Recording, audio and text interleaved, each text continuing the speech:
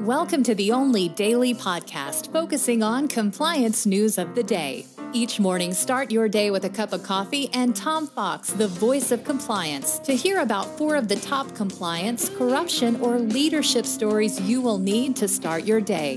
The Daily Compliance News is a production of the Compliance Podcast Network. August 10, 2020, the M&A is back edition. And we begin with our lead story from the Financial Times.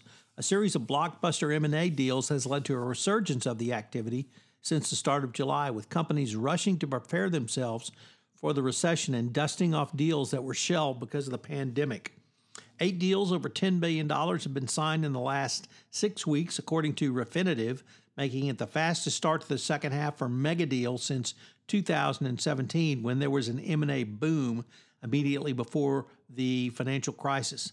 The list of deals includes a $21 billion sale of Marathon's Petroleum Speedway petroleum stations and Analog Data's $20 billion deal to buy rival chipmaker Maxim.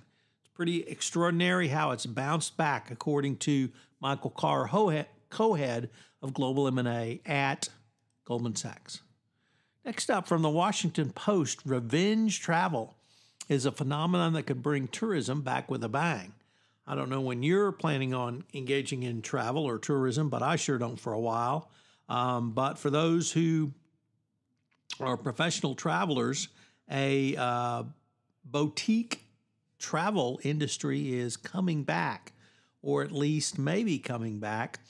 The restless mood has many pro travelers and experts predicting revenge travelers could bring back leisure tourism with a bang, although others caution revenge may not be as sweet as you'd like.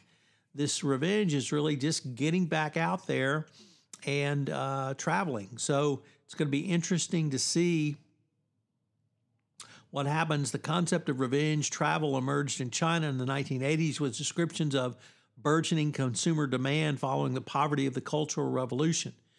In the past few months, researchers have reapplied it to the resurgent spending on luxury travel as strict stay-at-home orders have eased across China.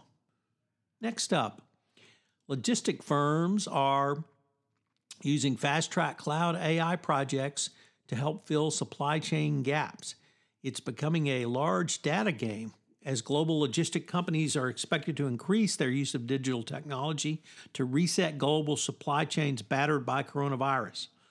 The goal is to boost availability of real-time data and enable commercial customers to better manage inventory by more closely tracking air, sea, and ground freight. This, of course, has huge implications for the compliance profession, as this is exactly the direction that compliance is headed, particularly around more data, but a greater transaction monitoring of regular sales, unique sales, use of agents, and all other third parties is going to become much more prominent and much more necessary now as we move into an era where you can't really go out and do boots on the ground investigation. So it's very interesting to see how this article from the Wall Street Journal about logistic firms applies to compliance.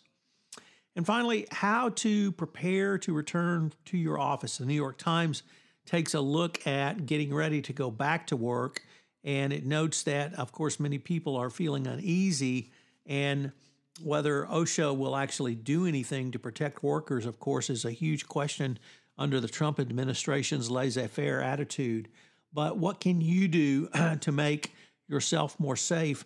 Obviously, the basics of safety and sanitation, but you're not going to be able to eliminate risk most completely. So you have to eliminate those which you believe are the highest risks and those which you can manage going forward. Good luck. The Daily Compliance News is a production of the Compliance Podcast Network and a proud member of C-Suite Radio. Thanks so much for listening. I hope you'll join me again tomorrow.